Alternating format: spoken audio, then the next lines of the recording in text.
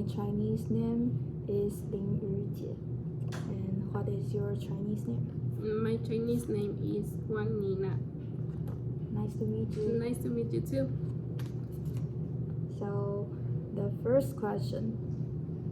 According to the plot at the beginning of the movie, what kind of soldier was Captain Nathan? Please point out 3 features of Captain Nathan as a soldier. I think that he was an excellent soldier, but was a troubled person. Because it seemed like he did not agree with the things he had done as a soldier. So even though he was willing to follow orders and do whatever he was told to, he didn't feel at ease with those decisions. So for the features, I will say that he was a repentant person, but obedient and committed. What do you think about it? I think at the very first beginning, he is like kind of troublemaker. Yeah, you're right. But he is intelligent, courageous, and desperate to believe in something bigger than himself. So what will be the 3 features? 3 features. Oh, I think he is intelligent and courageous and desperate to believe in something bigger than him. Oh, okay. Yeah, you're right. So then for the second question, according to the plots at the beginning of the movie, what kind of soldier was Katsumoto?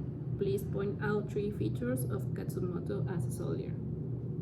Katsumoto is a samurai belonging to a hereditary warrior class and portrayed to have remained dutifully devoted to the young emperor. He is calm, honorable, and thoughtful. Yeah, I agree. And I think that he, just as most Oriental warriors, in my opinion, are more than just soldiers. I think that they connect their duty to a spiritual level, and they fight not only following orders, but they fight for what they think it's right. So for Katsumoto, I will say that he was wise, merciful, and thoughtful. Question 3. Why would Captain Nathan have nightmares at night? I think that it was also part of the things that he regretted, that he was not at ease in his mind. He knew that he had done bad things, and that there was this mismatch of what he was told to be done, like what he needed to do, and what he thought that was to be done. So that's why he had all these thoughts that at night will become nightmares. Why do you think that it was? I think it's because he had done something that him feel regret. He feels guilty and ashamed after killing Native American, and that incident gives him traumatic experience and nightmares.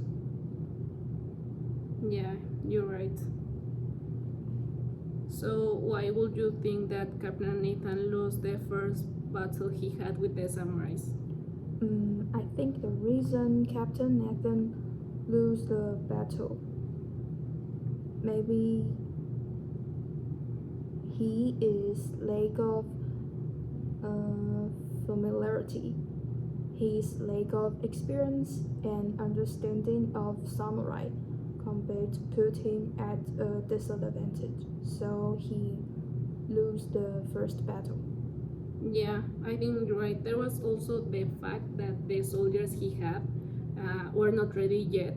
Like the training they had received was not enough at that point of the battle. But I think that also an important factor here is that he was experiencing fighting with people in the United States, but it was the first time that he actually saw samurais ever in his life. So he didn't know what to expect for them. He did not know how to react to them, and that led him to that failure in the first battle. I think so. Question 5. Why would Katsumoto want to keep Captain Nathan alive and let him stay in his village for several months? Well, I believe that Katsumoto saw something special in Nathan. He saw that he was an unskilled fighter, but he knew that he was not fighting for the right thing. So it was his way to give Nathan an opportunity. That if he was this skilled soldier, he was giving Nathan the opportunity to use those skills for the good and actually do something useful and like feel better with himself and do the right thing. What do you think? I think that Katsumoto has seen Nathan's value through interacting with him. Katsumoto wants Nathan stay in the village is owing to Nathan is a foreigner. Maybe the stay of him may provide Katsumoto and the samurai to learn value in understanding the enemy, their strategies and technology. That's all. Yeah, I think that you're right. They were also having this interaction where Nathan was learning from Katsumoto, but Katsumoto was also learning from Nathan, and that he said that in the beginning, right? Like, I want to have conversations and to practice my English and something like that. So, yeah, maybe we are focusing for now in what Nathan learned from the samurais, but I think that maybe they also learn a little bit less, but still learn something from Nathan. So that was also good and part of this intercultural learning, right? Yes, they can know each other's culture, backgrounds, or something else. Yeah, you're right. Mm, So why will Captain Nathan want to keep drinking alcohols? I think the reason Captain Nathan keeps drinking alcohol is because he wants to escape the reality, and he is haunted by the traumatic experiences he had during the Indian Wars and suffers from past traumatic stress disorder. Alcohol may serve as a way for him to numb his pain, temporarily escape his memories, or cope with the guilt and remorse he feels. Yeah, I absolutely agree. I also think that it was his way to trying to escape his own head, like to stop feeling the pain that he was suffering, but it was just trying to hide the problem because, of course, he was aware that as soon as he was sober again, he will still feel the pain. So that's why he didn't want to be sober at any point.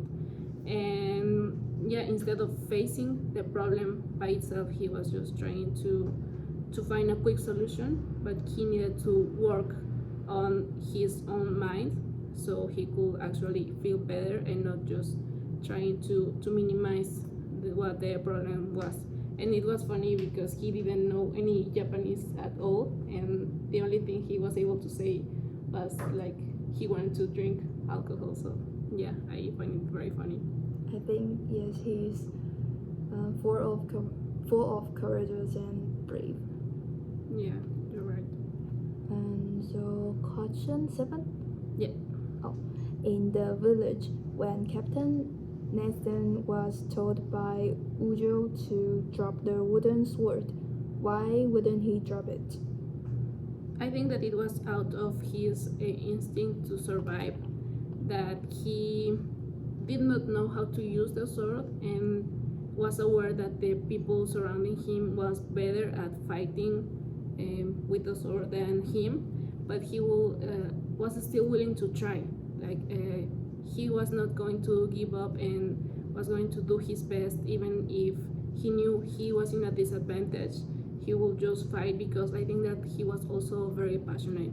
So yeah, just that he was going to give it a try and do the best he can do. I think the biggest point is because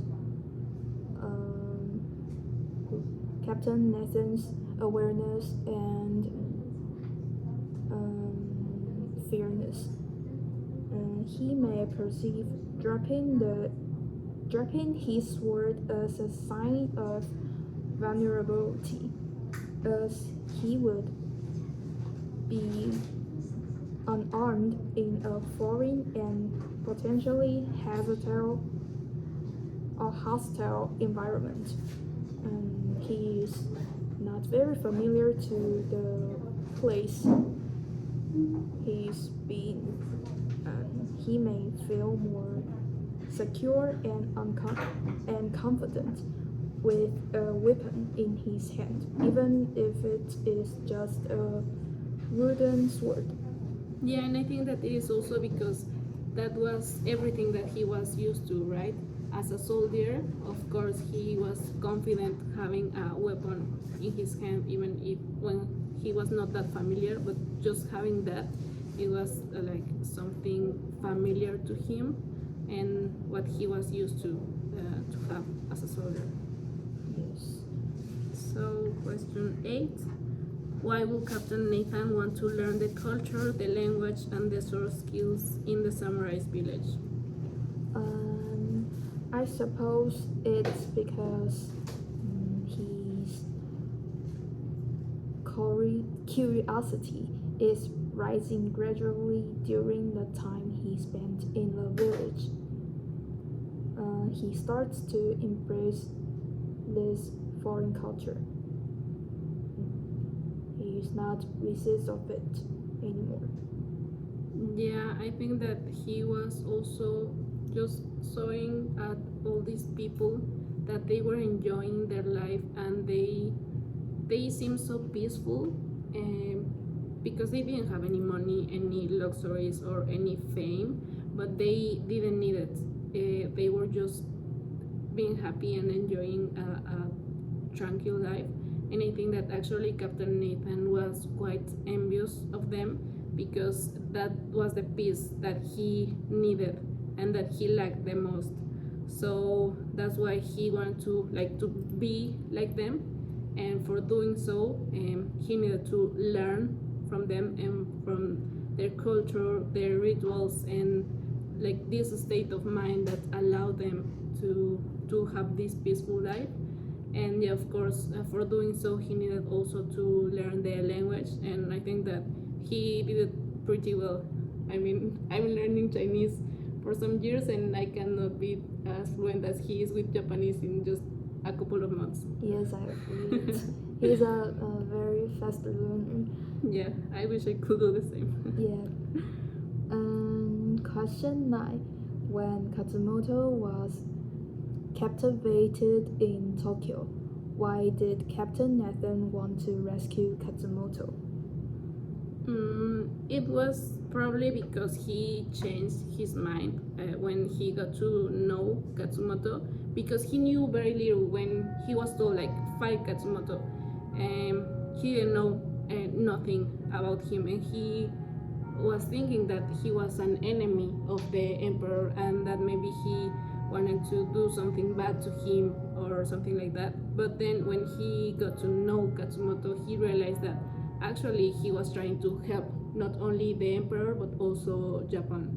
So he realized that the right thing to do was to take Katsumoto's side, and at this point of the movie, now he was willing to stand for his beliefs, and if that needed for him to rebel against the emperor and against the people from the United States, then he will do it, and he will try to help Katsumoto to achieve his mission. I think it's because he has built a very deep relationship with Katsumoto. but apparently the gap of their culture suddenly disappeared. That's all. Okay, yeah, you're also right. So, next question is, there's a scene in the movie where Taka was helping Captain Nathan put the armor of the samurai. During this time, there was no verbal communication between Taka and Nathan. What was Taka thinking about in her mind? Please name at least 3 possibilities. I think Taka consider precepts are worse than example. Maybe he expect Nathan could get to know samurai culture by experiencing it instead of being lectured. Okay, yeah, that's a good point. I was thinking more like maybe she was remembering how his husband used to wear that armor, like maybe having these memories hitting her as she was helping Nathan to put the same clothes, or also she could be thinking about the danger that Nathan was in that moment. So maybe she was not saying anything because she was worried. Or the other option I have is that she could be thinking about the feelings she had for Nathan, but did not dare to say. So yeah, that's why she was probably not saying anything in that point. In the last battle in this movie, why would Captain Nathan be willing to fight with the samurais? Because of the same thing that we were mentioning before, that he got to understand them and also got to spend time in their village. So now he was feeling as part of the community. So if they needed to go on and fight, then he would like stand by their side and go also there and fight with them, because now they were like part of the same unity. And that's also because he agreed with the things that they were fighting for. So now they had the same objective, that was helping the emperor, and that's why he will fight like side by side with them. What do you think?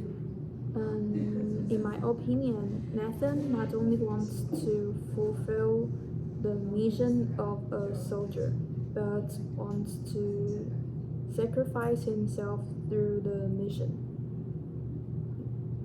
Okay, so what did you like of the movie and why would you say so? I think the story between Captain Nathan and samurais is really touching. Their spirits are also very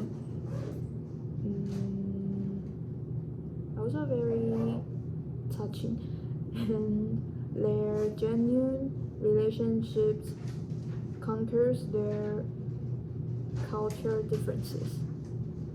Yeah, you're right. I think that also in this movie we could see a lot of this intercultural interaction between all of the characters. And one thing that I liked a lot was the way that Nathan and the other guy who was helping him at the beginning to translate into Japanese were able to recognize all the valuable things that the Japanese culture had to offer, and how humble they were to be willing to learn from them, and yeah, just be respectful in that way, because I think that it is something we should all do when visiting a new country or interacting with people from other culture, like being respectful to them and also recognize what we can learn from them, so we can all be better persons. I agree so. 13. What do you dislike about this movie, and why will you say so? I didn't like that much the part when Katsumoto's son was left behind to fight with the soldiers, because if they were all running away, why couldn't he go with them and survive? It was very sad that he had to die just so close to the end of the movie.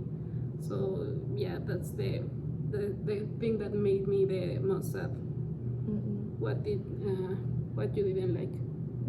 The reason I'm a little bit resist this movie is there's a bloody plot. Samurai commit suicide by cutting their stomach. I think it's a little bit horrible and I couldn't overcome it. Yeah, you're right.